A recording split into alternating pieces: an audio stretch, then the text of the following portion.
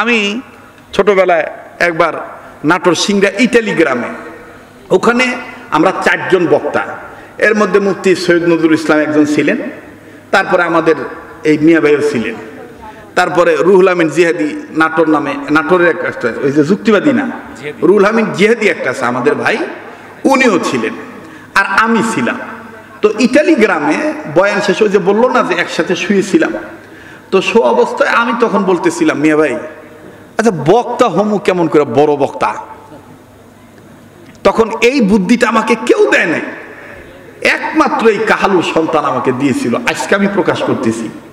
সে আমাকে বলেছিল যে ভাই, ছোট ভাই, তোমার ওয়াজ আমি শুনলাম, শুনে আমি বুঝতে পারলাম তোমার একটা টান আছে, এটা কলজাত লাগে। তোমার একটা টান আছে, এটা কলজাত লাগে, এই টানটা তুমি ঠিক রাখবে, তাহলে তুমি যে শরীয়তপুরি এটা বাংলাদেশের মানুষ আলাদাভাবে তোমাকে চিনবে। এখন আপনারা বলেন তো দেখি, বুদ্ধিটা কাজে লাগছে কি লাগে নাই? অবশ্যই লেগেছে। বলেন লাগছে কি লাগে নাই? এজন্যই মুরব্বীরা বলে ছোড়ার বুদ্ধি গলাত আর বুড়ার বুদ্ধি তলাত। ছোড়ার বুদ্ধি কুড়িবা গলাত আর বুড়ার বুদ্ধি তলাত। মুরব্বীদের একটা অভিজ্ঞতা আলাদা, ঠিক না? মাশাআল্লাহ, আমাদের মুফতি মাওলানা বজলুল হোসেন সাহেব, উনি তো একাধিকবার মরহুম মাওলানা দেলোয়ার হোসেন সাইদি রহমতুল্লাহ আলাইহির এক প্যান্ডেলে বয়ান করছেন, আর আমার জীবদ্দশা আমি 2 বার করছি। একবার হলো বিরামপুর ডিগ্রি কলেজ মাঠ দিনাজপুর, আর একবার হলো দিনাজপুরের আরেকটা থানা হাকিমপুর হিলি বর্ডারের কাছাকাছি। এই 2টা জায়গায় আমি বয়ান করেছিলাম। সেদিন আমি যে ঘরের হই, আমার পোশাক যেটাই হোক, আমার টুপি যেটাই হোক, সেদিন ওই কোরআনের পাখিটি আমাকে বলেছিল পিঠে থাপড়া দিয়ে যে আগামী প্রজন্মের তোমরা এই তরুণ আলেমরা বাংলার মুসলমানদের জন্য বাঘের ভূমিকা হয়ে কাজ করবে। সে দোয়াটা কি বিফলে গেছে? বলেন দোয়াটা বিফলে গেছে? আপনাদের পায়ে হাত দিয়ে বলবো দলাদলি করবেন না। কার টুপি কেমন, কার জুব্বা কেমন, এগুলো দেখবেন না।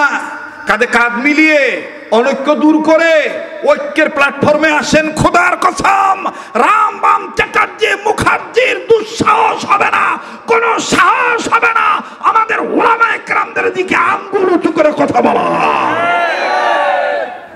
এখনো যারা কাদা ছুরাছুরি করবে, এখনো যারা ডিভাইডেড করবে, বুঝে নেবেন এরাই মির্জাফর। বিগত বছরগুলোতে যারা এক হইতে দেয় নাই, এরাই এখন সুকৌশলে আমাদের ঐক্যবদ্ধ প্ল্যাটফর্ম পছন্দ করে না। কষ্ট হচ্ছে নাকি আপনাদের? হযরত আবু যর গিফারি রাদিয়াল্লাহু তাআলা আনহু বলতেছেন, হযরত আপনার এই বুদ্ধিমত্তার পরিচয় আমাকে বলে দিয়েছে, আপনি শুধু আসাদুল্লাহিল গালিব না, আপনি একজন আলেম, আপনি একজন জ্ঞানী মানুষ। মুসলমান ভাইরা আমার বন্ধু, ইতিমধ্যেই আবু জাহেল আবার মাইক বের করে দিয়েছে, ভাইয়া চলে যাস না রে ভাই, 2-1 জন ওঠাউটি করতেছো দেখতেছি, সবাই না, আপনার আবার মন খারাপ করেন না। আমি জোর করে বলবো, পায়ে হাত দিয়ে বলবো বসে থাকো, এই পাগলের সাথে দোয়া কইরা যাইও। এই পাগলের সাথে দোয়া করলে তুমি ঠকবা না, এই চেহারাটার দিকে তাকাইলে তুমি ঠকবা না। মুসলমান ভাইরা আমার বন্ধু, আল্লাহর কসম করে বলি, এবারও যখন হজের মৌসুমে আরাফাত ময়দানের সাথী হয়ে গিয়েছিলাম, হাজিদের সাথী হয়েছি, এরপরে আবার যখন হজের পরে আবার যখন লম্বা প্রায় 1.5 মাসের সফর ছিল আরব আমিরাতে, ওই সময় বাজান আবার ওমরার সুযোগ হয়েছি। আল্লাহর কসম করে বলি বাজান, কাবা ধরার সুযোগ আল্লাহ করে দিয়েছেন।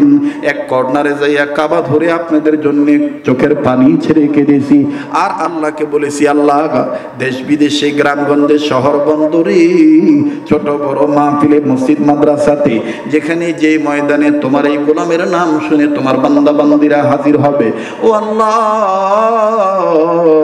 তোমার এই গোলামের চেহারার দিকে যারা তাকাবে, তারা যখন মাহফিল শেষে আমার সাথে দোয়ায় হাত তুলবে, আল্লাহ তোমার ভান্ডারে কোনো কিছুর অভাব নাই। মাবুদ গো, আমি কাবা ধরা লোকটা তোমার দরবারে বলতেছি, আমার ওই ভাই বাবা ধনী গরিব যারাই আসবে ছোট বড়, প্রত্যেকের মনের আশা নেক আশা তুমি পূরণ করে দিও। কাছেই বাদান আমার দিল বলে আজকের দোয়া আল্লাহ ফিরে দিবি না। আজকের দোয়া আল্লাহ কবুল করবেন। মালিকের ভান্ডারে কোনো কিছুর অভাব নাই। আবু যর গিফারি ডাক দিয়ে বললেন, আলী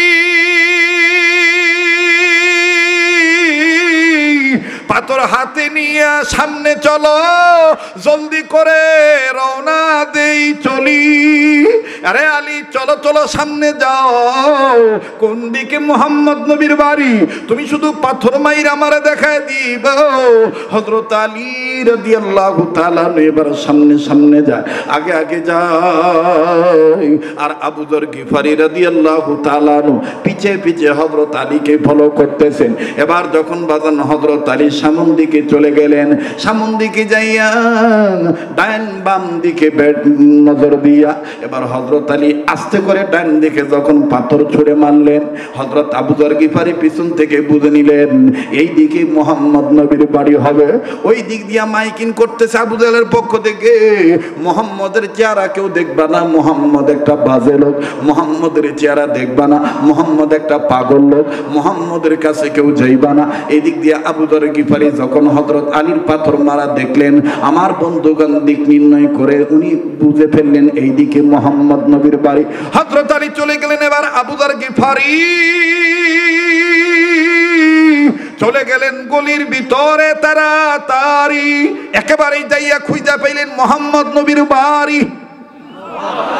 মুহাম্মদ নবীর বাড়ি পাওয়ার পর এবার হযরত আলী রাদিয়াল্লাহু তাআলা দেখানো মোতাবেক হযরত আবু যর গিফারি মুহাম্মদ নবীর বাড়ির কাছে যায়, ঘরের কাছে যাইয়া বাজানের দরজার কাছে পর্দা ঝুলানো। আল্লাহ নবীর সাহাবী আবু যর গিফারি এখন ইসলাম কবুল করেন নাই। আমার ভাইরা আবু যর গিফারি পর্দাটা সরাইলেন। পর্দাটা সরানোর পর আবু যর গিফারি ডাইরেক্ট নবী মুহাম্মদের চেহারার দিকে তাকাইলেন। আবু যর গিফারি মুহাম্মদ নবীর চেহারা দেখে চিৎকার দিয়ে বলে, কে বলেছে নবী মুহাম্মদের চেহারা ভালো না? কে বলেছে মুহাম্মদ নবী সন্ত্রাসী? কে বলেছে মুহাম্মদ নবী পাগল? আরে মক্কাবাসী, মুহাম্মদ নবীর চেহারা এত সুন্দর, এই সুন্দর চেহারার মানুষটা কোনোদিন পাগল হতে পারে না। তোরা আমায় বাধা দিয়ে রাখতে পারলি না। আবু যর গিফারি রাদিয়াল্লাহু তাআলা মুহাম্মদ নবীকে জড়িয়ে ধরলেন। মুহাম্মদ নবী ডাক দিয়ে বলতেছেন, আবু যর গিফারি তুমি কেন নিজে চাই তোমার কপালে তুমি দুঃখ টেনে আনতেছো? এইটা যদি আবু জাহেল উতবা সাইবা জানতে পারে, তোমার উপরে স্টিম নির্যাতনের স্টিম রুলার চালু হবে। অনুরোধ করবো বাজান কেউ কারো দিকে তাকাইবেন না। দেখেন তো দেখি হাকিকতান এক ফোঁটা চোখের পানি আপনি ফালাইতে পারেন কিনা নবীর মহব্বতে। কান্না না আসলেও কান্নার ভান ধরবেন, কান্নার অভিনয় করল, আমার আল্লাহ মাফ করে দিবেন বাজান।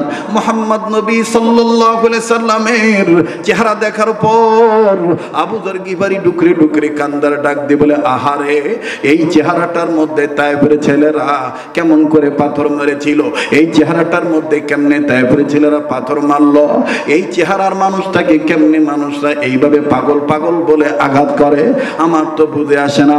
আল্লাহ নবী ডাক দিয়ে বললেন, আবু যর গিফারি তুমি কি আমি নবী মুহাম্মদকে অনেক ভালোবাসো?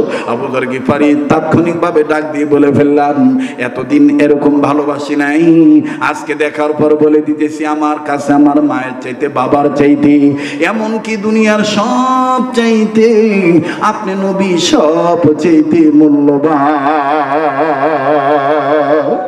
আল্লাহর নবীর চেহারা দেখে আবু যর গিফারি একটু কালক্ষেপণ করলেন না, চোখের পানি ছেড়ে দিয়ে কালেমা পড়ে মুসলমান হয়ে গেলেন। আবু যর গিফারি রাদিয়াল্লাহু তাআলা আনহুকে আল্লাহর নবী বুকে জড়ায় ধরে আল্লাহ নবী ডাক দিয়ে বলেন, আবু যর গিফারি রে, আমি নবী তোমাকে ওয়াদা দিয়ে দিতেছি, শুধু আমার সাথে উসমান, আবু বকর, আলী জান্নাতে যাবে না, তাদের সাথে তুমিও আমি নবীর সাথে জান্নাতে যাইবা। যুবক ভাইরা আমার বন্ধুগণ, এই জন্য আপনাদের কাছে অনুরোধ করে বলবো, খবরদার খবরদার খবরদার, আপনি যেই দল করেন না কেন, ইসলামী আন্দোলন যদি করতে চান, আপনার সিরাতকে আপনি বানান নবীদের সিরাতকে। আপনার আদর্শকে আপনি নবীজির আদর্শে আদর্শবান বানান। আপনি আপনার চরিত্রকে মুহাম্মদ সাল্লাল্লাহু আলাইহি সাল্লামের চরিত্র দিয়ে গঠন করেন। আপনার রাজনীতি বিশ্ব নেতার রাজনীতি দিয়ে করেন। আমাদের বড় ভাই মাওলানা মুফতি ফজলুর রশিদ সাহেব উনি আমাকে আপনাকে যে মেসেজটা দিয়ে গেলেন ওনার কথার সাথে আমি মিল করি, কিন্তু কথাটা অ্যাড করে আপনাদের কাছে দাওয়াতটা পৌঁছে দিচ্ছি। আরে ভাই, আরে বাবাজি, নবী মুহাম্মদ সাল্লাল্লাহু আলাইহি সাল্লামকে আপনি আদর্শ নেতা মানেন। আমার নেতা, তোমার নেতা বিশ্বনবী মুস্তাফা।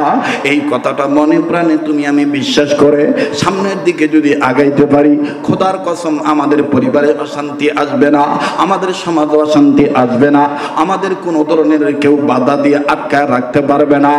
ইনশাআল্লাহ ইসলামের জয় হবেই হবে। কথা বলেন ঠিক কিনা? কাছেই বাদান, রক্ত লাগলে রক্ত দেব, সময় লাগলে সময় দেব, অর্থ লাগলে অর্থ দেব। আমি দেখতে চাই এখন কে কতটুকু কানতে পারেন। ওরে আমার যুবক ভাইরা, এতক্ষণ সাহাবায়ে কেরামদের বয়ান শুনেছেন, এখন আমি আপনাদের কাছে বলতে চাই, এইখানে ইমাম শাফির অনুসারী থাকতে পারেন, এই জায়গায় ইমাম আহমদ ইবনে হাম্বলের অনুসারী থাকতে পারেন। কান লাগান, দিলের কান লাগান বাদান। অল্প সময়ের মধ্যে আমি কথা ফিনিশিং দিয়ে দোয়া করে বিদায় হয়ে যাব। এই জায়গায় বাদান ইমাম মালিক রহমতুল্লাহ অনুসারী হইতে পারেন। এই জায়গায় আমি আপনি কেউ ইমাম আজম আবু হানিফা রহমতুল্লাহ অনুসারী হতে পারি। যারা মাযহাব মানি, আমার বন্ধুগণ, পৃথিবীতে আসলেই তো মাযহাব হলো চারটা। কথা বলেন কয়টা? এই চার মাযহাবের চার ইমাম সাহাবায়ে কেরামদের পর পর বাবাজি তাবিঈনগণ, এরপরে আইম্মায়ে মুজতাহিদগণ, তারা নবী মুহাম্মদ সাল্লাল্লাহু আলাইহি সাল্লামের আদর্শকে নকল করেছিলেন।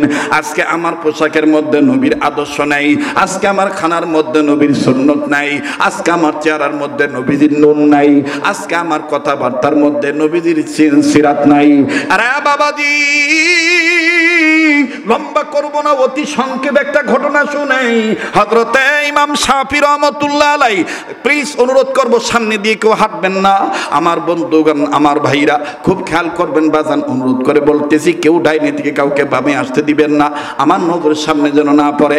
আর বাম থেকে কেউ ডাইন দিকে আসতে দিবেন না, একটু খেয়াল করবেন বাবা, ওলি আল্লাহ হয়ে যাবেন। একটু তাকান, আমার দিক তাকান, দিলের কান লাগায় কথাগুলো শোনেন। ইমাম শাফি রহমাতুল্লাহি আলাইহি, আমার বন্ধুগণ, রাত্রিবেলায় ঘুমের ঘরে তিনি ঘুমাইছেন। এবার যখন ঘুমের ঘরে ঘুমাইছেন, তিনি স্বপ্নে দেখতেছেন নবী মুহাম্মদ সাল্লাল্লাহু আলাইহি সাল্লাম হাজির হয়ে গেছে।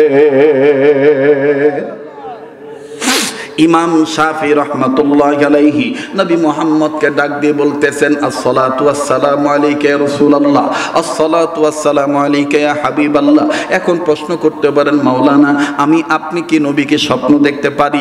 হ্যাঁ পারবো। শুনে নেন, কি আমল করলে পারবেন? শুধু নবীজির আন্দোলন করলেই হবে না, ওটা তো আপনি শারীরিক, আপনি মেহনত করবেন, কিন্তু জবানি একটা মহব্বত করবেন। সেই জবানি মহব্বত হলো চলতে ফিরতে উঠতে বসতে সব সময় নবীজির দুরূদ শরীফ পাঠ করবেন। বড় দুরূদ যদি না পড়তে পারেন, কমাস কম সাল্লাল্লাহু আলাইহি ওয়াসাল্লাম বলবেন। বলেন না সাল্লাল্লাহু আলাইহি ওয়াসাল্লাম, সাল্লাল্লাহু আলাইহি ওয়াসাল্লাম, সাল্লাল্লাহু আলাইহি ওয়াসাল্লাম।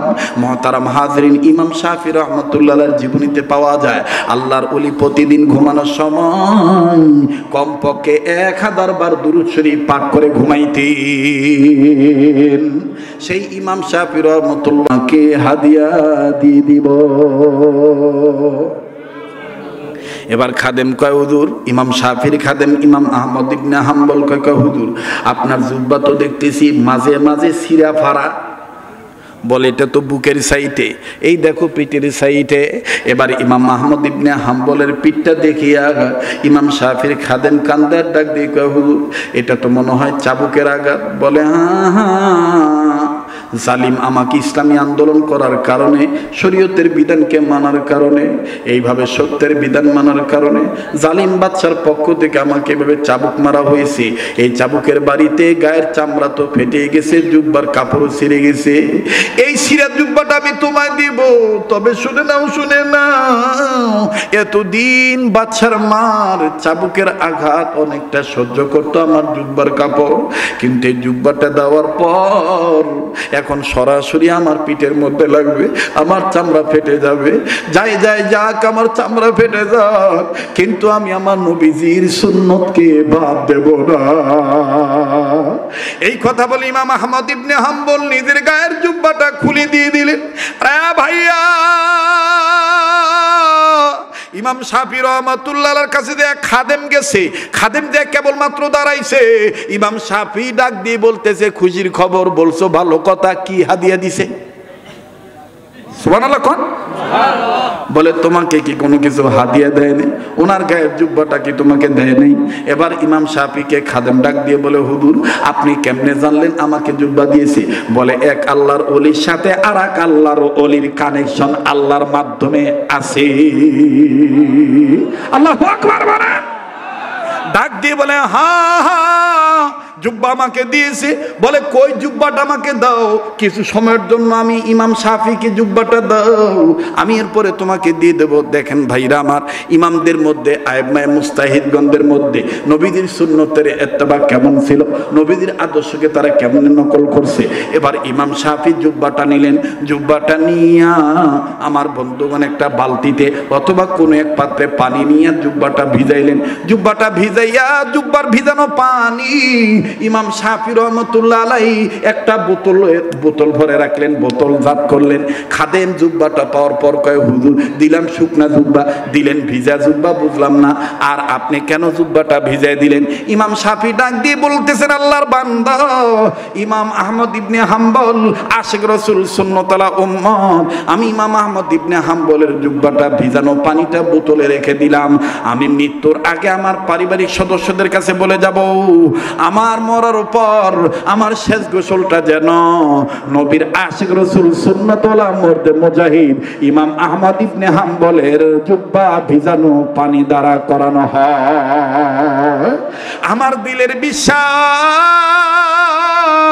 এই আশিক রাসূলের জুব্বার পানির দ্বারা আমি গোসল করলে আল্লাহ পাক আমাকে মাফ করে দিতে পারে।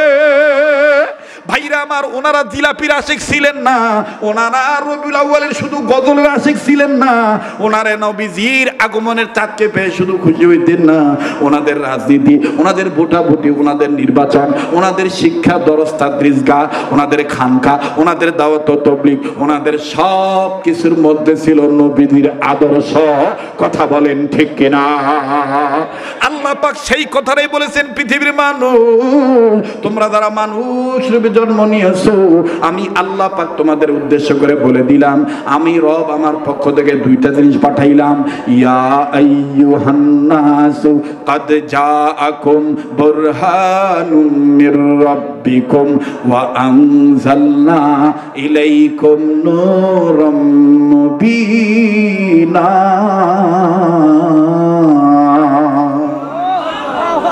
বাস, কেউ উঠাউঠি করবেন না। মাশাআল্লাহ। হ্যাঁ, কয়বার? একবার তো হয়েছে।